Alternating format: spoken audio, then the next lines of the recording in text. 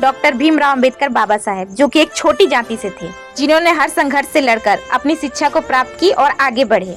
बाबा साहेब कहते थे कि हालात बहाना नहीं होता है, जिसके अंदर पढ़ने की जिद होगी वो हर मुश्किल से लड़कर संघर्ष कर आगे बढ़ जाएगा। समाज ने हमेशा उन्हें पीछे ढकेला, पर उन्होंने किताबें पकड़ ली और उन्होंने 8 डिग्रियां, 64 विषय और 9 भाषाओं का ज्ञान प्राप्त किया।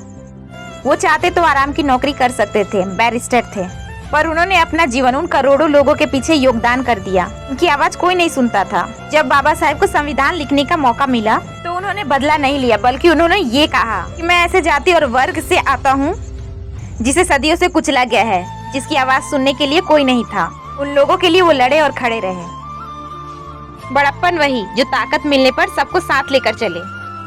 बाबा साहेब कहते थे कि उठो, जागो, शिक्षित बनो, संगठित रहो और संघर्ष करो। कोई अगर तुम्हारी आवाज को दबाता है तो कलम को अपनी ताकत बनाओ।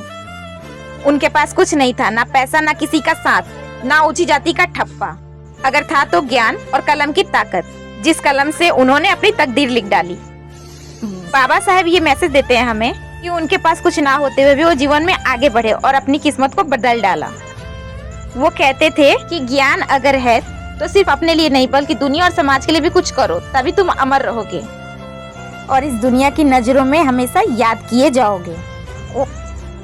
उन्होंने कहा कि भले मत खाओ, भूखे रह लो, लेकिन शिक्षा प्राप्त करो, क्योंकि रोटी सिर्फ एक दिन का पेट भर सकती है, लेकिन ज्ञान तुम्हारे 100 पीढ़ियों का पेट भर सकता है। क्योंकि तलवार से ज्यादा ताकतवर कलम होती है।